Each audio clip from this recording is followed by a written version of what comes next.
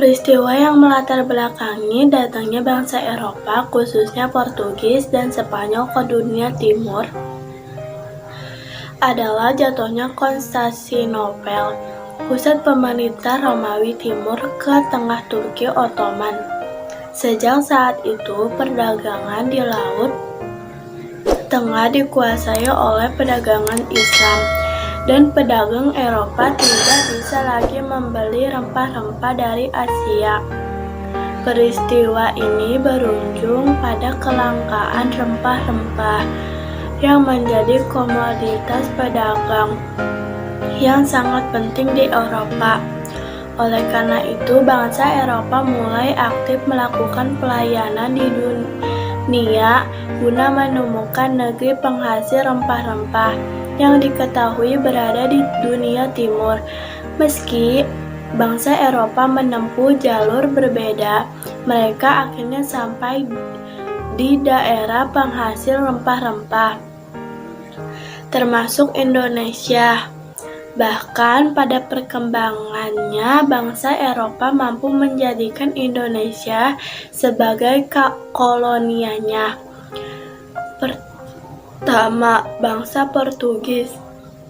Penjelajahan samudera bangsa Portugis untuk menemukan kepulauan rempah-rempah diawali dengan ekspedisi Bartholomew pertama yang berhasil mencapai tujuan harapan di Afrika Selatan pada 1488.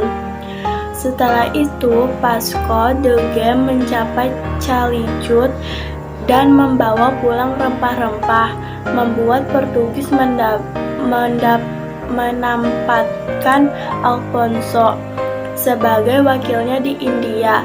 Di bawah kepimpinan Alfonso, Portugis berhasil menguasai Goa pada 1510 dan Malaka pada 1511. Keberhasilan itu mendorong Alfonso untuk mengirim 3 kapalnya ke pulau rempah-rempah di Indonesia Timur, Maluku.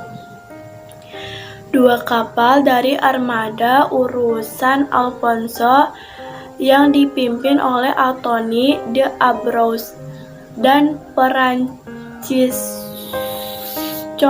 Serrano berhasil mencapai Ternate pada 1512. Dengan begitu, bangsa Barat yang pertama kali datang di Nusantara dan kemudian memonopoli perdagangan rempah-rempah di Maluku, yaitu bangsa Portugis. Pada awalnya, kedatangan Portugis di Ternate disambut baik oleh Sultan Ternate yang ingin melawan Tidore. Akan tetapi, dalam perkembangannya, kedatangan Portugis ke Nusantara membawa kerajaan-kerajaan Islam merasa terancam. Kerajaan Islam pertama di Nusantara yang dikuasai Portugis adalah Kerajaan Ternate. Kedua, bangsa Spanyol. Sesuai isi perjanjian Tordesillas yang ditujui nama Portugis pada 1494, bangsa Spanyol mencapai daerah kebangsaan dengan menuju bangsa Barat melalui Samudra Atlantik pada 1519. Spanyol memberangkatkan ekspedisi yang terdiri dari 5 kapal di bawah kepimpinan Fernando de Magalhães atau Ferdinand Magellan. Rute pelayarannya adalah Samudra Atlantik, pantai timur benua Amerika Selatan di ujung selatan benua Amerika, Samudra Pasifik Filipina. Rombongan Magellan sampai di Filipina pada April 1521, tetapi ia justru terbunuh setelah terlibat konflik dengan Magellan. Setelah itu, ekspedisi dilanjutkan di bawah pimpinan Kapten Bastian de Cannon yang sampai di Maluku di tahun yang sama. Sebastian de Cano mendarat di wilayah Tidore dan disambut baik oleh rajanya yang bermusuhan dengan kerajaan Ternate yang lebih dulu menjalin kerjasama dengan Portugis. Namun, kedatangan bangsa Spanyol ke Indonesia untuk pertama kalinya ini hanya berlangsung 40 hari, 6 November 18 Desember 1521. Pasalnya, tujuan utama Sebastian de Cano singgah di Tidore adalah untuk mengisi bahan makanan dan mengisi kapalnya dengan rempah-rempah, terutama cangkih dan pala. Keberhasilan Sebastian de Cano dalam mendapatkan rempah-rempah serta kepercayaan dari Raja Tidore membuat Raja Spanyol senang dan kembali mengirimkan armadanya ke Indonesia.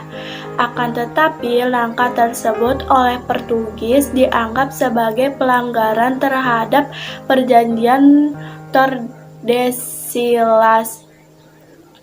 Pada akhirnya, penyempurnaan antara Spanyol bersama Tidore dan Portugis yang bersekutu dengan Ternate pun tidak dapat dihindarkan. Ketiga, bangsa Perancis.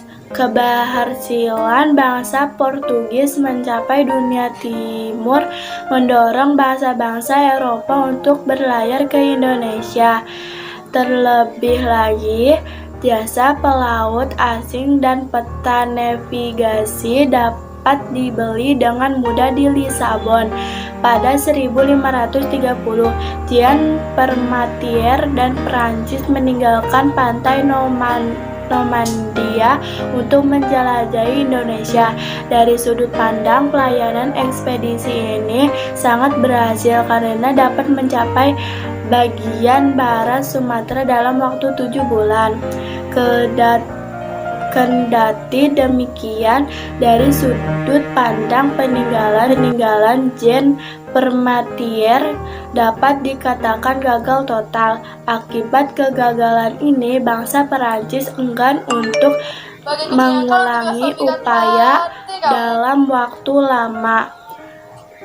Yang keempat, bangsa Inggris. Ekspedisi perjalanan samudra oleh bangsa Inggris yang pertama dipimpin oleh Perancis, Drake dan Thomas Chapedieh.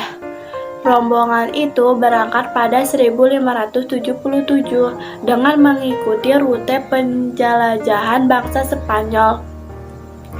Pada 1579, armada Prancis Drake berhasil mendarat di Ternate dan memborong rempah-rempah untuk dibawa kembali ke Inggris. Pada abad ke-17, Inggris kembali melakukan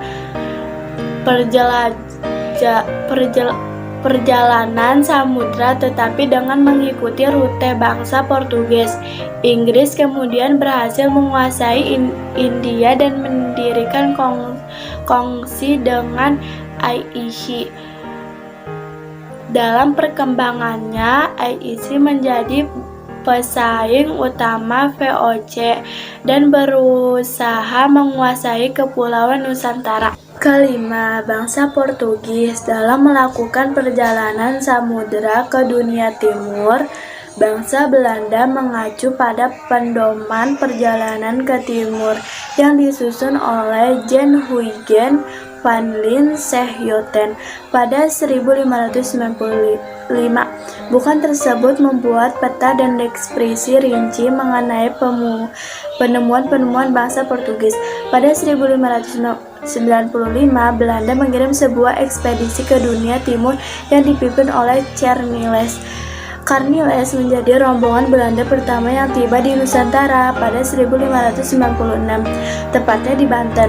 Meski sempat disambut baik, Cornelis akhirnya diusir oleh masyarakat dan pedagang setempat karena sikap buruknya. Pada 1598, Belanda kembali berusaha menembus Banten dengan mengirim ekspedisi di bawah kepemimpinan Cambo van Nex. Proses masuknya bangsa Belanda ke Nusantara yang kedua ini cukup mulus karena mereka pandai berdiplomasi dan telah belajar dari pengalaman Cornwallis. Penerimaan Banten pun semakin terlihat karena Belanda diizinkan untuk mendirikan kantor pedagang. Setelah Banten, bangsa Belanda kemudian melanjutkan misinya ke Maluku untuk menggeser kedudukan bangsa Portugis.